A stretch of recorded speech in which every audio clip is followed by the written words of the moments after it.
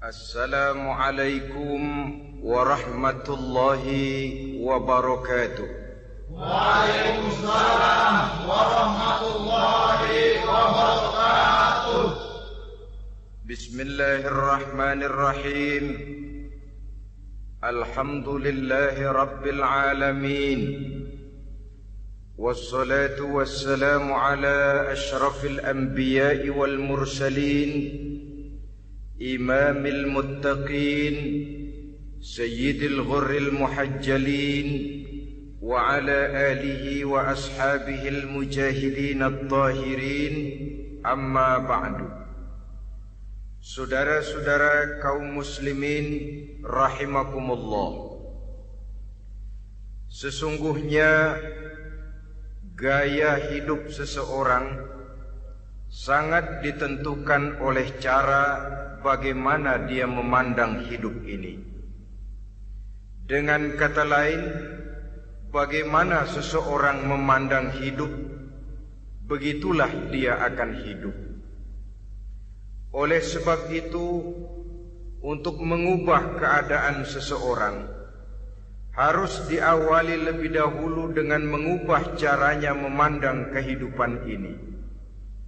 Itulah sebabnya dalam surah Ar-Ra'd ayat 11 Allah Subhanahu wa ta'ala menjelaskan, Innallaha la yughayyiru ma biqaumin hatta yughayyiru ma bi anfusihim.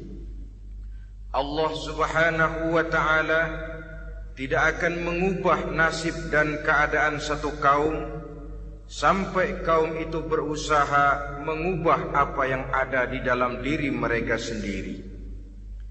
Yang ada di dalam diri itu tentu tidak lain adalah rule of thinking, bahasa kerennya state of mind, kata orang Kulon, cara berpikir, cara memandang kehidupan yang akan sangat mewarnai cara orang menjalani kehidupan itu sendiri. Oleh karena itu, pada pertemuan kali ini kita akan membicarakan tentang dasar dan tujuan hidup dari seorang muslim di dalam kehidupan ini. Yang pertama, tentang dasar dan landasan hidup. Seorang muslim tak dapat lain mendasarkan kehidupannya dengan Islam. Di dalam mendasari kehidupan dengan Islam ini, Allah Subhanahu wa ta'ala menuntut, Ya ayyuhalladzina amanu dkhulu fis silmi kafah. Hai orang-orang yang beriman, masuklah kamu ke dalam Islam itu secara total, secara utuh, secara seluruhnya. Jangan separuh-separuh, jangan sepotong-sepotong. Mendasari hidup dengan Islam artinya menjadikan Islam sebagai way of life, sebagai rule of thinking, sebagai state of mind di dalam kita memecahkan problema-problema kehidupan, sehingga tidak satu persoalan hidup yang bagaimanapun kecilnya sekalipun yang tidak tersentuh oleh nilai-nilai ajaran agama Islam ini. Kemudian di dalam mendasarkan hidupnya dengan Islam, ia mempunyai satu keyakinan.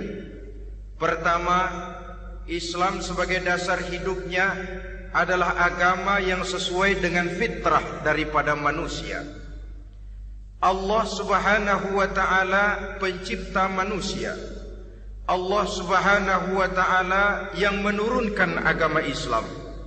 Oleh sebab itu, tentu saja seluruh konsepsi Islam ini sudah diukur sedemikian rupa sesuai dengan kemampuan yang dimiliki oleh manusia.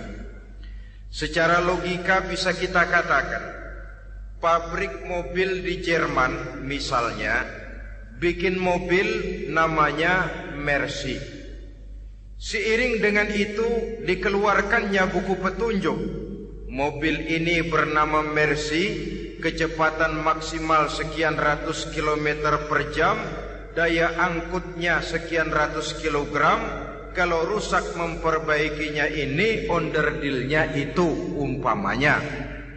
Karena pabriknya yang bikin mobil, lalu pabriknya juga yang mengeluarkan buku petunjuk, tentu buku itu sesuai benar untuk mobilnya. Dan logika mengatakan tidak bisa kita punya mobil Mercy rusak, kita perbaiki dengan menggunakan buku petunjuk yang dikeluarkan oleh pabrik mobil Fiat. Tentu saja mobil makin rusak, acak-acakan dan tidak karu-karuan. Ini artinya, jikalau manusia ingin baik, jikalau manusia ingin mencapai sesuatu yang bernama bahagia, dia harus mengikuti petunjuk yang dikeluarkan oleh yang menciptakan manusia. Dan petunjuk-petunjuk itu telah turun dalam satu konsepsi yang bernama Islam yang sesuai dengan fitrah manusia. Yang kedua, oleh karena keyakinannya bahwa Islam sesuai dengan fitrah manusia, ia pun berkeyakinan bahwa Islam adalah agama untuk seluruh manusia, universal. Walaupun ia diturunkan di tanah Arab, tetapi ia bukanlah agama hanya untuk orang Arab semata-mata. Keyakinan ini perlu ditegakkan kembali, oleh karena akhir-akhir ini muncul pendapat-pendapat yang menganggap seolah-olah agama itu barang impor. Persilahkan saja kalau memang itu merupakan keyakinannya, tetapi menganggap agama sebagai barang impor sungguh merupakan satu kekeliruan yang sangat besar. Bahwa Arab sebagian besar memang Islam, jelas. Tetapi Islam bukannya Arab, itu pun harus kita akui. Kita bisa menjadi Muslim yang baik tanpa perlu menjadi orang Arab. Dengan kata lain, kita bisa menjadi Muslim yang baik dengan tetap menjadi warga negara Indonesia yang baik. Bahwa Al-Quran diturunkan dalam bahasa Arab oleh karena memang ia turun di tanah Arab. Buktinya apa? Walaupun Quran dalam bahasa Arab, tidak satu pun ayat Quran yang ditujukan kepada orang Arab semata-mata. Tidak ada ayat ya ayyuhal arabiyun, hai orang-orang Arab. Tidak ada. Yang ada malah ya ayyuhan nas, wahai manusia. Manusia yang mana? Yang mana saja asal merasa manusia. Kalau tidak merasa manusia, tidak usah terpanggil dengan ayat tadi. Maka dalam mendasari hidup dengan Islam, kita berkeyakinan Islam adalah agama untuk seluruh manusia. Yang ketiga, di dalam mendasari hidup dengan Islam, kita berkeyakinan Islam adalah agama terakhir yang diturunkan kepada Rasul terakhir. Tidak ada Rasul dan Nabi sesudah Nabi Muhammad, dan tidak ada agama lagi sesudah agama Islam. Dasar-dasar keyakinan ini melembaga dalam pribadi kita, membentuk satu keyakinan yang mendasari kehidupan ini, sehingga tidak satu problema yang bagaimanapun kecilnya dalam kehidupan yang tidak tersentuh oleh nilai-nilai Islam.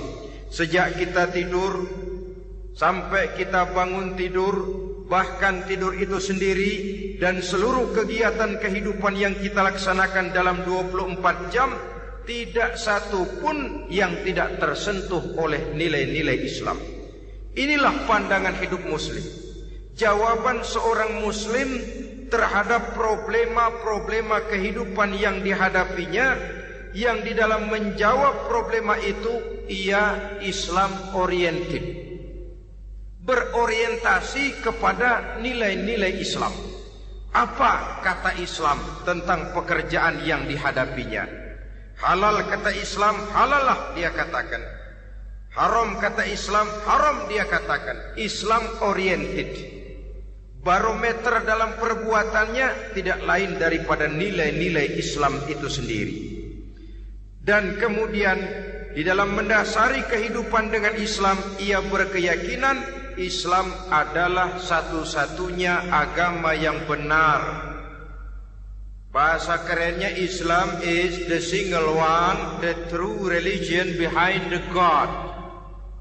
Satu-satunya.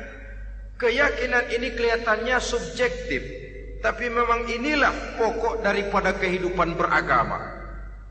Saudara-saudara kaum muslimin rahimakumullah, kalau itulah dasar daripada kehidupan kita sebagai muslim, apa yang menjadi landasannya? Kalau dasar hidup kita Islam, maka landasan hidup kita tidak lain adalah Al-Quran dan sunnah Rasulullah sallallahu alaihi wasallam. Dunia penuh dengan orang-orang besar, dan setiap orang-orang besar itu mempunyai ajaran-ajaran yang pernah jaya, pernah dikumandangkan, didengung-dengungkan, naik ke panggung sejarah untuk kemudian tenggelam. Satu ajaran hanya akan langgeng, satu ajaran hanya akan tahan lama apabila dia turun dari sumber yang serba maha. Kalau dia turun dari manusia, maka sifatnya hanya musim. Yang namanya musim, saudara-saudara, namanya musim tidak bisa dilarang. Tapi kalau sudah selesai, habis sendirian. Itu musim namanya. Musim rambutan. Kalau datang musim rambutan, apa bisa dilarang? Gak boleh musim rambutan. Ya tidak bisa, dia akan tumbuh terus. Tapi manakala musimnya habis, habis. Begitulah nasib dari ajaran yang nisbi, relatif dan temporer apabila dia bersumber dari manusia. Maka satu ajaran hanya akan langgeng, tahan lama apabila dia turun dari sumber yang serba maha. Dan itu sudah turun bernama Al-Quranul Karim. Sedangkan sunnah, saudara-saudara, merupakan penjelasan dari apa yang oleh Quran tidak dijelaskan dalam bentuk yang detail, melengkapi apa yang oleh Al-Quran hanya disebutkan dalam bentuk garis besarnya saja. Baik Quran maupun sunnah kita sebut merupakan dasar, landasan yang primer. Sedangkan untuk memahami Quran dan sunnah, kita memerlukan pendapat-pendapat orang yang ahli di bidang itu. Dalam hal ini kita sebut saja dengan ulama. Dan ini merupakan sumber yang sekunder dari landasan hidup kita sebagai seorang muslim. Dua rel ini, Quran dan sunnah, merupakan landasan di mana kereta api Islam ini berjalan. Quran dan sunnah. Saudara-saudara kaum muslimin rahimakumullah, oleh karenanya marilah kita menjadikan Quran dan sunnah ini sebagai imam di dalam kehidupan kita. Bukankah Rasulullah sallallahu alaihi wasallam pernah memberikan pilihan, man ja'alal Qur'ana amamahu qadahu ilal jannah wa man ja'alal Qur'ana khalfahu saqahu ilan nar. Siapa yang meletakkan Quran di depannya, dijadikannya Quran sebagai imam dan dia sebagai makmum, maka Al-Quran akan membimbing dia ke surga. Ya, surga di dunia ini, lebih-lebih lagi surga di akhirat nanti. Sebaliknya, wa man ja'alal Qur'ana khalfahu, siapa yang meletakkan Quran di belakangnya, dia belakangi ajaran dan konsepsi Al-Quran, dia tinggalkan perintah-perintah Al-Quran, maka Al-Quran yang dibelakanginya itu akan mendorong dia ke neraka. Neraka dunia, lebih-lebih neraka di akhirat nanti. Pilihan terserah kita. Jikalau kita mau menjadikan Quran sebagai imam, artinya kita menjadi makmum. Resikonya dimanapun makmum wajib ikut imam. Imam takbir, makmum takbir, imam ruku', makmum ruku', imam i'tidal, makmum i'tidal. Jikalau Quran imam kita dan kita adalah makmum, maka itu berarti jikalau ke barat komando Quran, ke barat kita pergi. Jikalau ke timur kata Quran, ke timur kita menuju. Jikalau halal kata Quran, halal kita katakan. Jikalau haram kata Quran, haram kita ucapkan. Itu resikonya kita menjadi makmum, menyusun pola hidup yang lebih Qurani. Tapi sebaliknya, ke barat komando Quran, ke timur kita pergi, ke utara kata Quran, ke selatan kita menuju. Halal kata Quran malah kita tidak mau melaksanakannya. Haram kata Quran kita senang bukan main. Artinya kita mau menjadi makmum dan Quran kita jadikan sebagai makmum, kita sendiri malah mau menjadi imam. Kita paksa konsepsi Al-Quran itu supaya sesuai dengan naluri kemanusiaan kita. Mengotak-atik hukum, menghalalkan yang haram, mengharamkan yang halal. Dikala itu landasan hidup kita sudah goyah, tidak lagi sebagai landasan tempat kita bertolak, tetapi malah menjadi satu landasan yang kita injak-injak. Sesungguhnya saudara-saudara, Quran tidak akan membawa berkah, tidak akan menjadi rahmatun wa syifaun lil mu'minin, menjadi penyembuh, menjadi rahmah bagi orang-orang beriman, apabila yang kita baca itu kita injak-injak di dalam kehidupan. Upaya menyusun hidup yang lebih Qurani ini seiring dengan usaha kita menjadi warga negara yang baik. Yang saya katakan di awal tadi, tidak saling dan tidak harus saling bertentangan. Jadi dengan demikian, dasar hidup kita sebagai muslim adalah Islam, dan landasan hidup kita tidak lain adalah Al-Quran dan sunnah Rasulullah Sallallahu Alaihi Wasallam. Ini landasan tempat kita bertolak. Ini yang mewarnai gaya kehidupan kita. Apapun yang mau kita lakukan, tempat kita bertanya lebih dahulu Quran dan sunnah. Saya mau melakukan pekerjaan ini, apa kata Quran? Saya mau pergi ke tempat ini, apa kata Quran? Saya mau berusaha dengan mengerjakan perusahaan ini, apa kata Quran? Merupakan landasan daripada kehidupan kita. Ini yang saya katakan tadi, membentuk rule of thinking, state of mind, bahwa gaya kehidupan kita diwarnai oleh landasan hidup yang bertumpu pada ajaran Al-Quranul Karim dan sunnah Rasulullah Sallallahu Alaihi Wasallam. Baiklah ya, ini yang pertama tentang dasar dan landasan hidup. Yang kedua tentang tujuan hidup. Kalau sudah ada landasan tempat kita bertolak, lalu kemana pantai yang akan kita tuju? Mau apa sih kita hidup ini? Berleha-leha, menjalani acara rutin, bangun tidur sampai tidur lagi, kemudian besok begitu lagi, sampai menunggu datangnya sang ajal? Atau ada satu tujuan yang akan kita capai di dalam kehidupan ini? Apabila kita teliti, maka Al-Quran mengajarkan tujuan hidup setiap muslim pada dasarnya ada dua. Pertama, kita sebut saja tujuan jangka pendek. Tujuan jangka pendek itu sasarannya dunia sekarang ini. Bentuknya horizontal,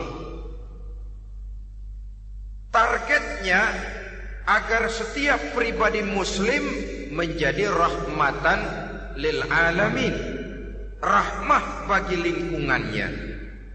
Inilah yang oleh agama dinamakan hablum minan nas, yang isinya adalah ilmu dan peradaban. Jadi dunia dan seluruh isinya merupakan tujuan jangka pendek saja. Untuk mencapai tujuan jangka pendek, dunia dan seluruh isinya, unsur penunjangnya adalah pendidikan, pengalaman, atau nasib. Makin tinggi pendidikan, makin mudah menjangkau hidup. Makin banyak pengalaman, makin mudah menguasai dunia. Atau karena faktor nasib, pendidikannya tidak seberapa, pengalaman pun kadang-kadang dangkal, tapi karena nasibnya lagi hoki, kata orang sekarang, nasibnya lagi bagus, dia naik ke panggung memegang peranan.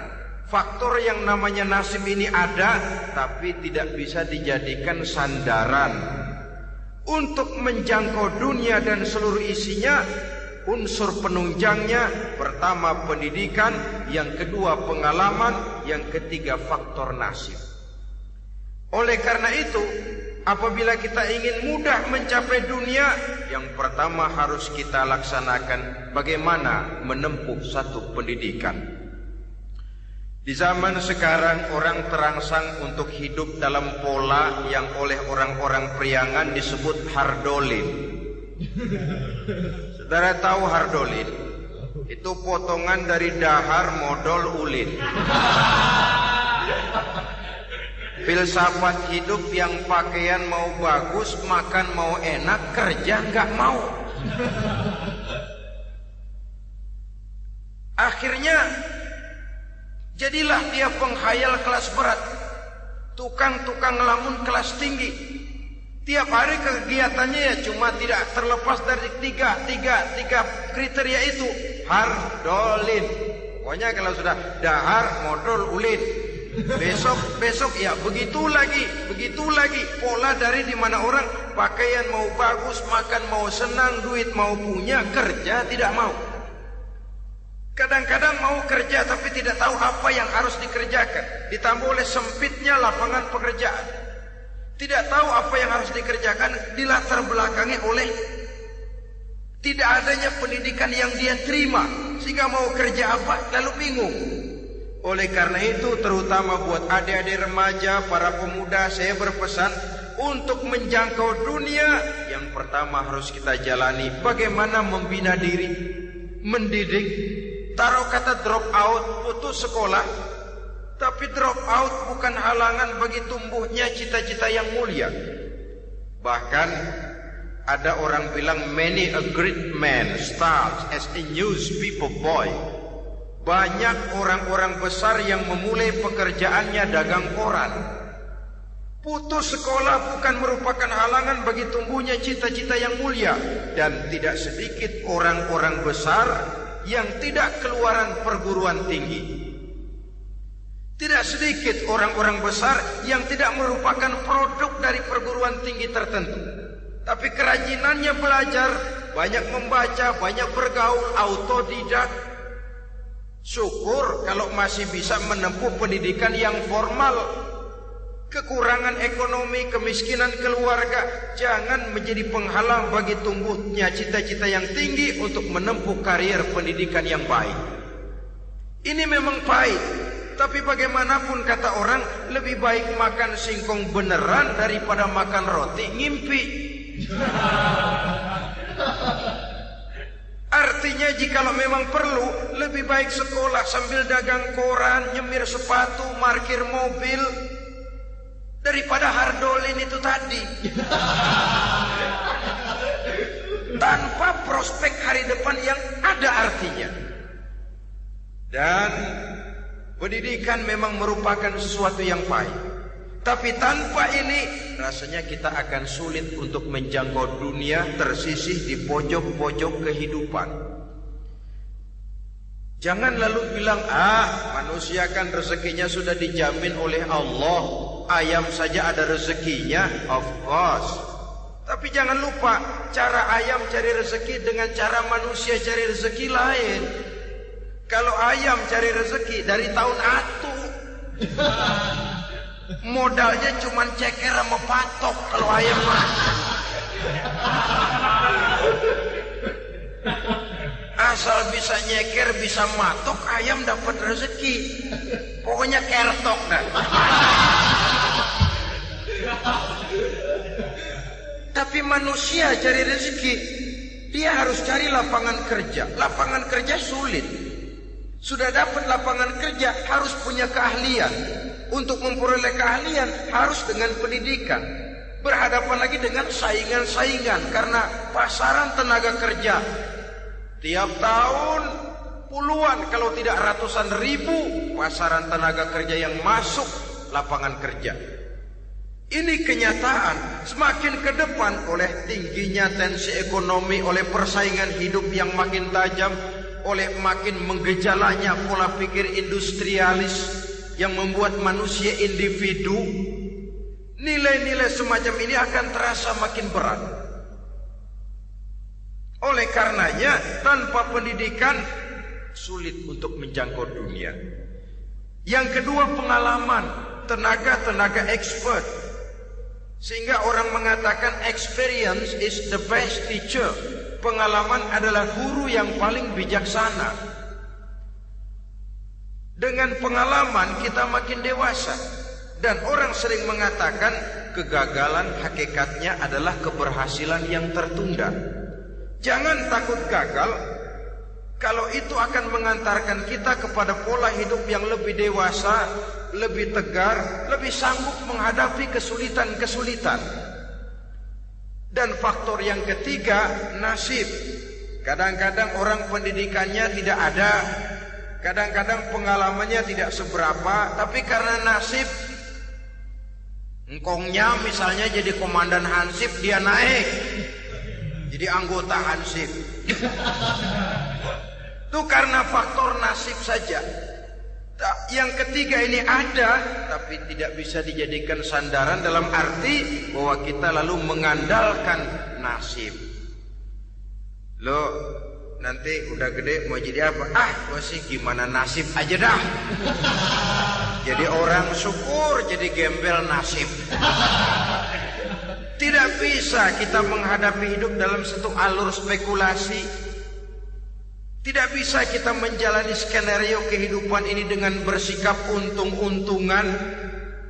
Karena kehidupan walaupun tidak bisa dipastikan, paling kurang bisa dirancang, bisa direncanakan, bisa ditargetkan, bisa dianalisa kemungkinan-kemungkinannya. Walaupun tidak bisa dipastikan, tapi bisa diperhitungkan. Sebagai manusia yang terikat oleh causality, oleh hukum sebab akibat, sewajarnya kita memperhitungkan kemungkinan-kemungkinan itu.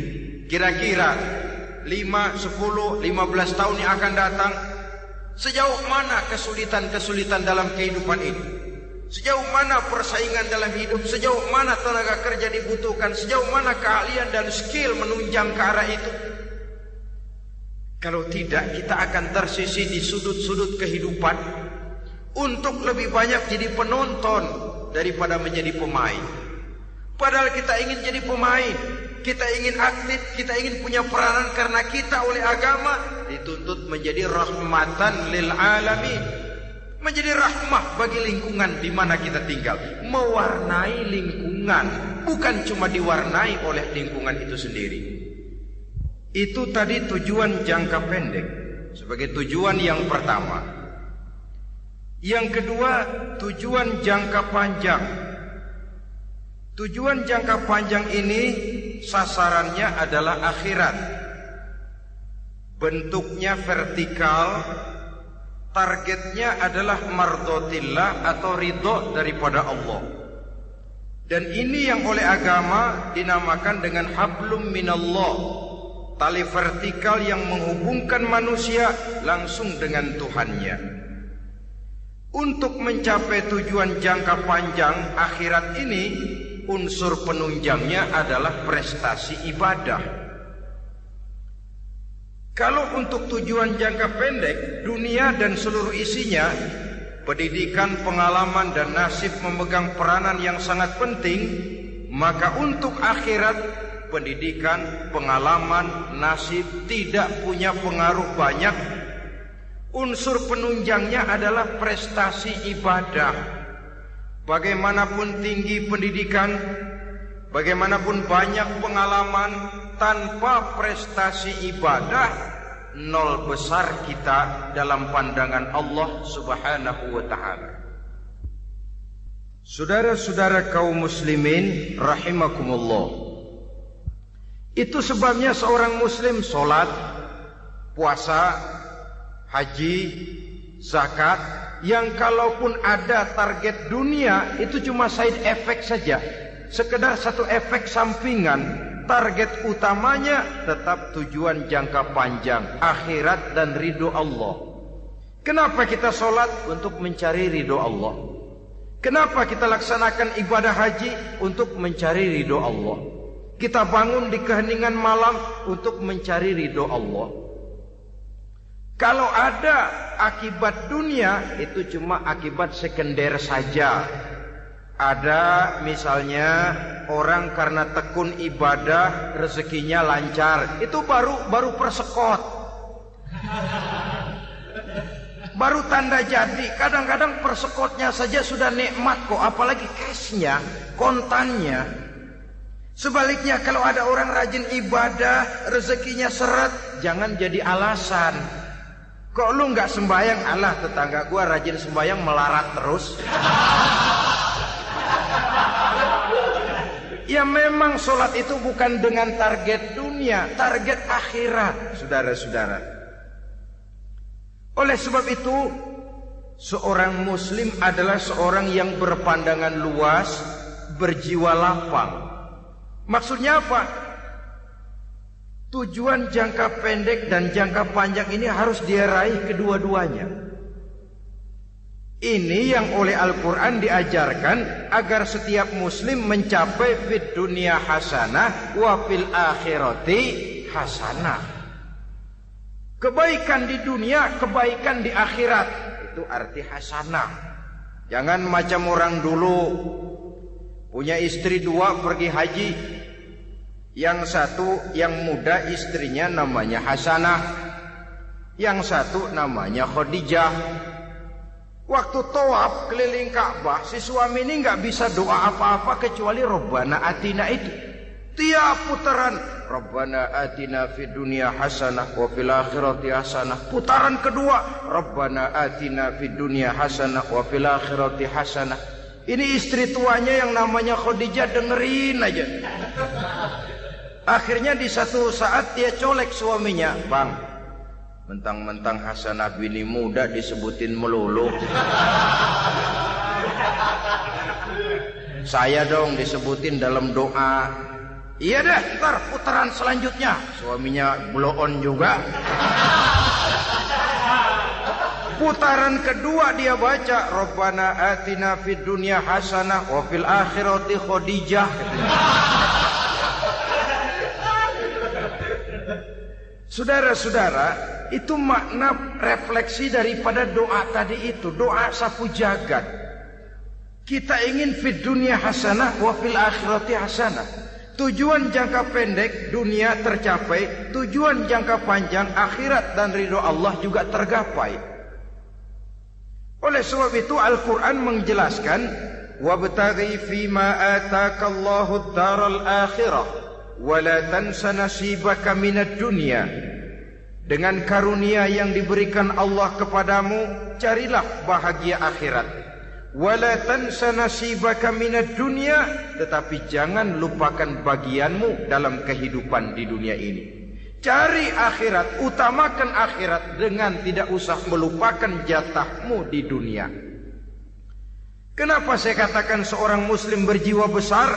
Sebab andai kata dia gagal mencapai tujuan jangka pendek, andai kata dia gagal di dunia, dan dia oleh Islam diajarkan jangan sampai gagal, tapi andai kata dia gagal, dia masih punya tujuan jangka panjang, akhirat dan ridho Allah. Dia masih bisa menghibur diri, biarlah di dunia kita sederhana, bahkan biarlah susah di dunia, asal di akhirat kita bahagia.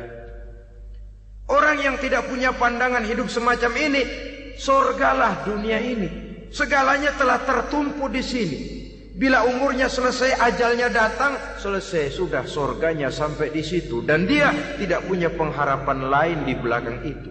Maka seluruhnya bertumpu pada kehidupan di dunia, padahal dunia seperti air laut, makin diminum makin haus, makin kering tenggorokan.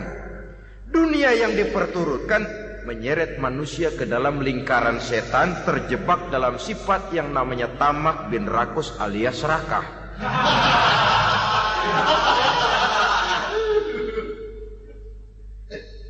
Andai kata dia gagal untuk tujuan jangka pendek, dia masih punya tujuan jangka panjang, akhirat. dia masih sanggup berkata, biar di dunia kita sederhana, bahkan biar kebelangsak sengsara susah di dunia, asal di akhirat kita bisa bahagia. Kan masih ada harapan. Yang paling bangpak, paling rusak betul, sudah di dunia sengsara, di akhirat celaka. Di dunia rumahnya gubuk, pinggir kali miring, asal hujan bocor, utang selebar warung.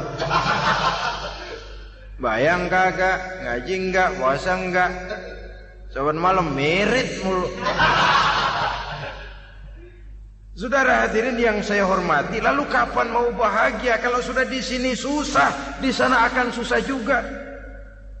Ini yang pertama, seorang muslim, seorang yang optimis, berjiwa besar, luas pandangan. Kegagalan dia dalam jangka pendek tidak menyebabkan dia melupakan tujuan jangka panjang.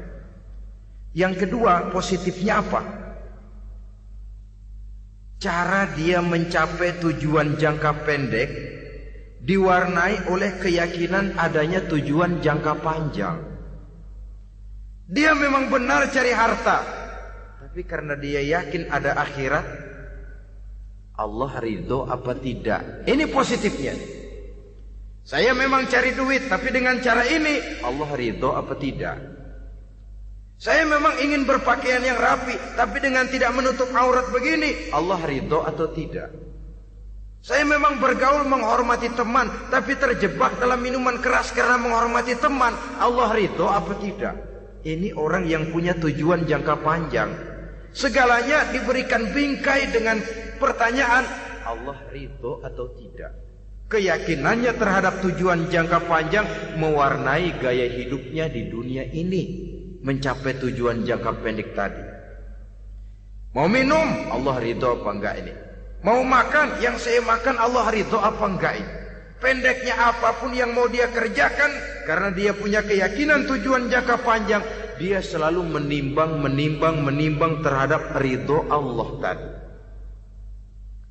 Jadi tanpa prestasi ibadah, kita nol besar dalam pandangan Allah. Ini nilai manusia yang hakiki di sini. Ini makna inna akramakum indallahi atqakum.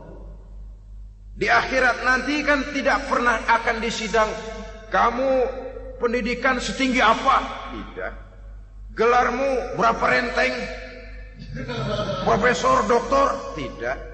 Akhirat hanya menyidang kau sholat atau tidak, kau puasa atau tidak, kau zakat atau tidak.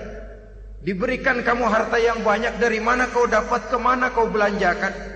Prestasi ibadah itu yang ditanya. Setinggi apa pendidikan, sebanyak apa pengalaman, no problem. Tidak jadi masalah di akhirat itu. Prestasi ibadah itu yang akan kita persembahkan di hadapan Allah. Itu makna inna akramakum indallahi atqakum. Kerbau dinilai dari dagingnya, makin gemuk makin mahal harganya. Tapi ada perkutut lebih mahal dari kerbau. Perkutut itu mahalan mentahnya loh daripada matangnya. Karena harga perkutut pada suaranya. Lalu di mana harga manusia yang paling gemuk? Tidak. Suaranya, oh kalau manusia dinilai dari suaranya, barangkali Madonna nomor awal masuk surga. Hanyalah dengan prestasi ibadah kita bisa mencapai tujuan jangka panjang akhirat dan ridho Allah. Nah baiklah ya, kalau sudah jelas bahwa kita punya dua tujuan jangka hidup, jangka pendek dan jangka panjang, bagaimana Islam mengajarkan kita meraih dua ini? Pada prinsipnya Islam mengajarkan sistem keseimbangan.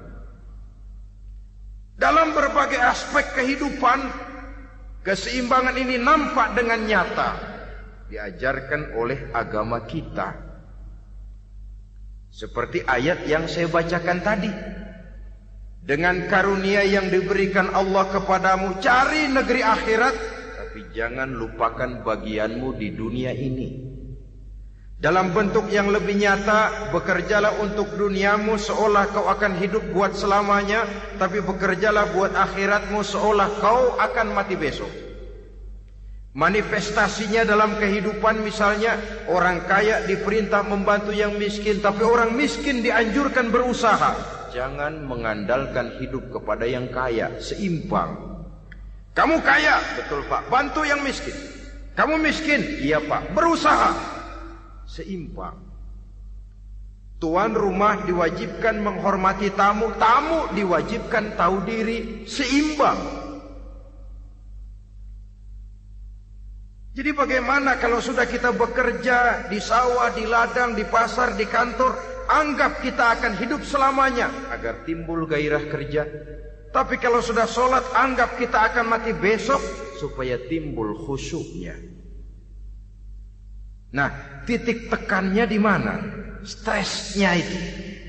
Walaupun Islam mengajarkan sistem keseimbangan, tapi Al-Quran tetap menggarisbawahi walal akhiratu khairul laka minal, bahwa bagaimanapun seimbangnya, akhirat itu lebih utama daripada dunia. Bagaimana implementasinya? Kata orang-orang tua, kalau kita menanam padi, rumput pasti tumbuh, tapi nanam rumput jangan mimpi tumbuh padi. Maksudnya apa? Kalau satu perbuatan kita niatkan karena Allah, dunianya pasti ikut.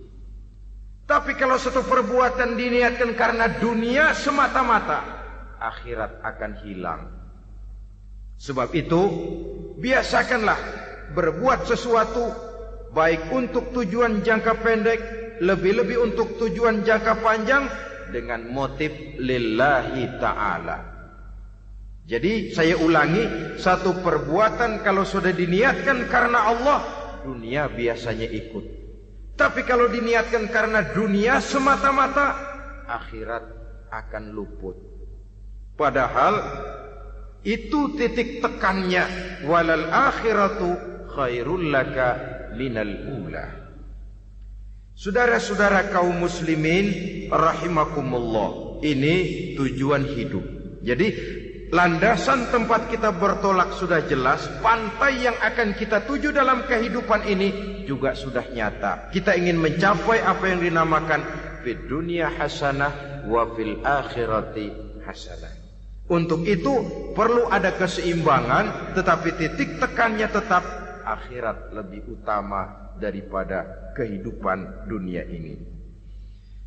Sekarang kalau sudah ada dasar hidup, sudah ada tujuan yang akan kita capai, tentu harus ada alat untuk mencapainya. Semuanya perlu sarana. Bahkan pada hakikatnya dalam kaidah usul fikih para ulama mengajarkan lil wasail hukmul maqasid. Sarana dan tujuan hukumnya sama. Ini mestinya mendidik umat Islam jadi pinter. Jangan cuma berpikir melaksanakan satu pekerjaan, tapi juga berpikir menciptakan sarana untuk terwujudnya pekerjaan itu. Misalnya umat Islam wajib pergi haji kalau mampu, kan begitu toh? Kalau dia umat Islam Indonesia, tentu pergi hajinya ke Mekah. Mekah, Jeddah, Mekah, Indonesia perlu sarana angkutan untuk sampai ke sana. Kapal laut, kapal udara. Artinya umat Islam harus maju di bidang teknologi, bisa menciptakan pesawat, bisa menciptakan kapal laut, sarana yang akan menyampaikan dia untuk bisa melaksanakan ibadah haji. Selama ini kita bertumpu kepada pemikiran, pokoknya kan yang penting gue pergi haji pakai apa kayak gue punya duit. Dari segi pribadi memang barangkali begitu. Tapi sebagai umat yang harus mencapai kemajuan, apabila diperintahkan melaksanakan sesuatu, kita pun hakikatnya dituntut menciptakan sarana untuk menunjang pelaksanaan sesuatu itu sendiri. Agama mengajarkan an-nazafatu minal iman, kebersihan sebagian daripada iman. Siapa yang menciptakan mesin cuci? Sabun-sabun kelas, deterjen, rinso dan lain sebagainya. Siapa yang menciptakan air condition, pembersih ruangan? Kita hanya berpikir pokoknya kan bersih, mau pakai apa kek. Kita jarang yang berpikir kepada pewujudan teknologi modern untuk menerjemahkan hadis itu. Syukurlah belakangan ini sudah muncul teknokrat muslim yang dijiwai oleh semangat Al-Quran membuka tabir rahasia konsepsi Islam di lapangan teknologi modern yang makin lama makin menunjukkan tuntutan kebutuhan daripada umat itu sendiri. Dengan demikian, apabila ada tujuan hidup, kita memerlukan alat untuk mencapai tujuan tadi. Supaya tujuan fid dunya hasanah wa fil akhirati hasanah tercapai, apa alat yang harus kita pakai? Kita lihat surah At-Taubah ayat 111 memberikan jawaban. Innallaha ashtara minal mu'minina anfusahum wa amwalahum bi anna lahumul jannah. Sesungguhnya Allah telah membeli dari orang-orang beriman diri mereka, harta mereka, bahwa sesungguhnya bagi mereka adalah surga. Coba kita simak ayat ini sejenak, akan nampak dengan jelas bahwa ayat ini hakikatnya merupakan satu transaksi yang nyata benar antara kita dengan Allah. Transaksi jual beli sudah terjadi, dan itu langsung dengan Allah, tertuang dalam pernyataan Quran. Pembeli Allah, penjual kita orang-orang beriman, dagangannya adalah anfus dan amwal, harganya adalah surga. Itu sudah tanda tangan pernyataan kita siap jual beli ya Allah. Apalagi baiat kita apa? Inna solati wa nusuki wa mahyaya wa mamati lillahi rabbil alamin. Solatku, ibadahku, hidup dan matiku cuma untuk Allah Tuhan seluruh sekalian alam. Minimalnya 5 kali sehari semalam baiat ini kita ulang dan kita ulang. Kenapa lalu kita tidak konsekuen? Dalam konteksnya dengan persoalan, maka alat hidup kita itu ada 2. Pertama, anfus. Ini bentuk mufrad dari jamaknya, bentuk jamak dari mufrad nafsun. Biasa diterjemahkan dengan diri. Yang dimaksud dengan diri adalah kepribadian. Yang dimaksud dengan kepribadian ialah kekayaan yang kita miliki dalam kepribadian kita. Artinya bisa tenaga, pikiran, konsep, gagasan, wewenang, ide, pangkat, jabatan, kemampuan, keahlian, skill, itu semuanya masuk ke dalam anfus, diri. Sedangkan amwal bentuk jamak dari mufrad malun, biasa diterjemahkan dengan harta. Pengertian di sini ialah seluruh bentuk-bentuk materi yang berada di bawah kekuasaan kita. Bisa rumah, bisa uang, bisa tanah, bisa kebun, bisa pabrik, bisa peternakan, itu semuanya amwal. Nah, baik anfus maupun amwal, diri, tenaga kek, pikiran kek, harta kek, pangkat kek, jabatan kek, wewenang kek, keahlian kek, untuk tujuan jangka pendek harus jadi rahmah bagi lingkungan. Untuk tujuan jangka panjang harus menunjang jalan menuju ridho Allah.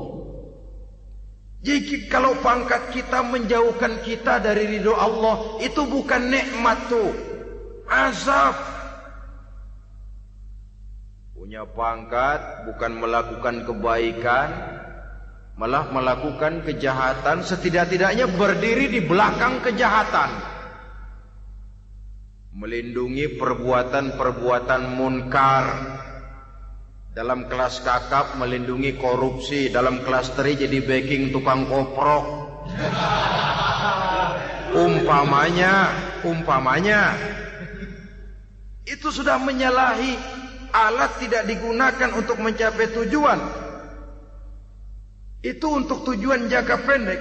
Lalu amwal, harta, uang, tanah, rumah, kebun untuk tujuan jangka pendek harus menjadi rahmah bagi lingkungan.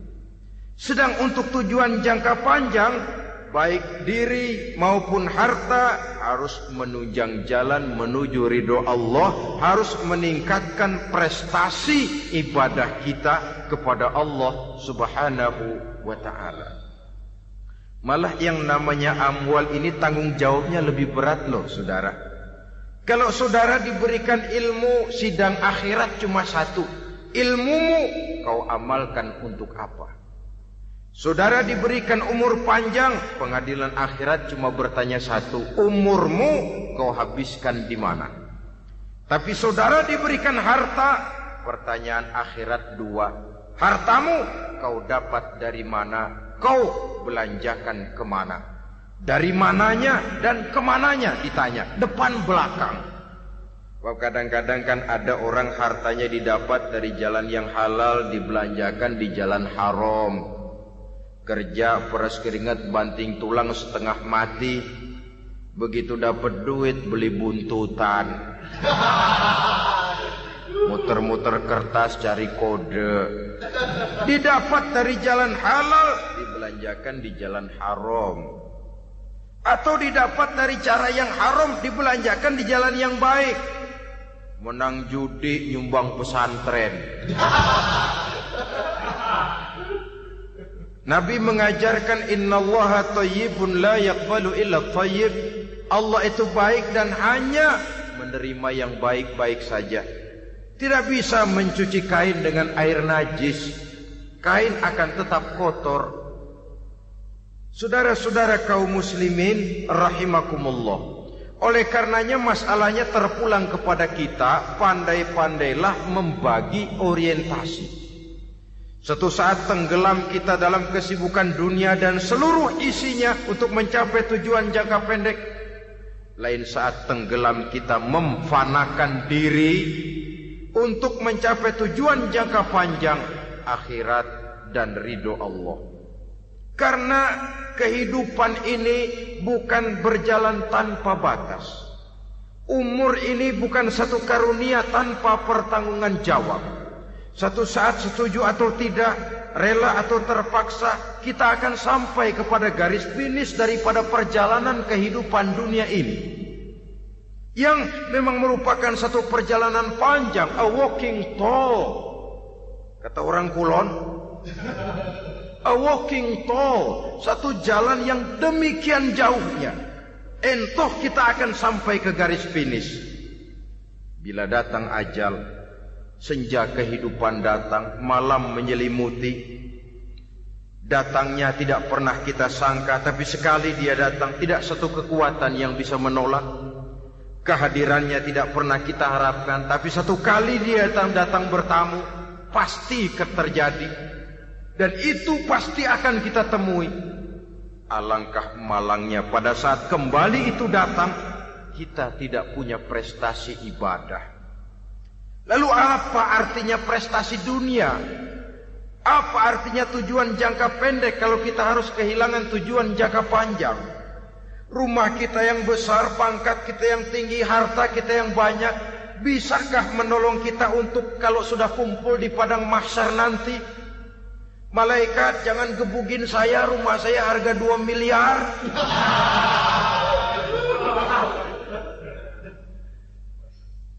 Sudahlah malaikat, damai saja, itu Rolls Royce saya. Pakai saja malaikat, pakai. Kata malaikat, gue budak, gue gak butuh gituan. Hanya prestasi ibadah yang bisa menyelamatkan kita pada kondisi semacam itu. Jadi oleh karena itu saudara-saudara, biar di dunia ini rumah kita besar, mobil bagus, uang banyak, pabrik ada, usaha lancar, asal di akhirat masuk surga aja. Gak apa-apa. Daripada di dunia sengsara, di akhirat neraka, senangnya kapan? Sudah di sini sengsara, di sana kebelangsak. Itu yang orang-orang tua bilang lacur kuda namanya. pelan dipecut, kenceng digentak, setengah mati, serba salah. Kuda kalau bisa ngomong, gue setengah mati, serba salah. Pelan dipecut, kekencengan ditarik, itu yang namanya lacur kuda begitu. Serba salah posisinya. Untuk itu pandai-pandailah membagi orientasi supaya tercapai tujuan ideal ini, fid dunya hasanah wa fil akhirati hasanah. Ini tentang tujuan hidup. Nah, untuk mencapai tujuan ini kita tidak berjalan sendiri. Kita perlu teman hidup. Di samping teman hidup ada pula lawan hidup. Siapa teman hidup kita untuk mencapai tujuan hidup ini? Dalam arti sempit, teman hidup kita suami istri yang taat kepada Allah. Suami istri lebih dari sekedar satu pasangan, juga saling melengkapi, merupakan bagian daripada kehidupan. Suami adalah teman istri, istri adalah teman suami untuk mencapai tujuan hidup tadi. Mencapai fid dunya hasanah wa fil akhirati hasanah. Seiring, seirama, selaras, serasi, seimbang, kata orang sekarang. Teman dalam arti sempit. Adapun teman dalam arti luas, setiap orang yang pandangan hidupnya sama dengan kita. Setiap orang yang akidahnya sama dengan kita. Terlepas dari suku bangsa apapun, warna kulit apapun, bahasa apapun, jikalau keyakinannya sama, pandangan hidupnya sama, dia adalah saudara kita dalam artian yang luas. Islam tidak kenal teritorial. Maka tidak ada itu Islam Jepang. Ya walaupun secara formalnya ada, tapi informal Muslim adalah Muslim, diikat dengan akidah. Itu teman hidup. Lalu lawan hidup siapa? Pertama iblis. Dalam segala bentuk dan implementasinya. Yang kedua, setiap orang yang pandangan hidupnya tidak sama dengan kita secara ideologis, itulah lawan hidup kita. Maka yang teman jadikan teman, yang lawan jadikan lawan. Jangan teman dijadikan lawan, lawan dijadikan teman. Itu namanya kopiah dipasang di kaki, pak bakyak naik ke jidat. Wajar kalau kepala lalu jadi benjol. Salah milih teman, salah cari lawan. Salah milih teman, salah cari lawan. Akibatnya kita yang akan susah di kemudian hari nanti. Saudara-saudara kaum muslimin rahimakumullah, oleh karenanya pandai-pandailah dalam hidup ini. Yang teman jadikan teman, yang lawan jadikan lawan. Kalau lawan kita jadikan teman, sementara teman kita jadikan lawan, dan itu yang banyak terjadi dalam praktek kehidupan, kita tidak akan bisa mencapai tujuan. Karena akan tertarung di kaki sendiri. Nah, ini sajalah yang kita bicarakan pada pertemuan kali ini. Mudah-mudahan ada manfaatnya. Terima kasih atas segala perhatian. Mohon maaf atas segala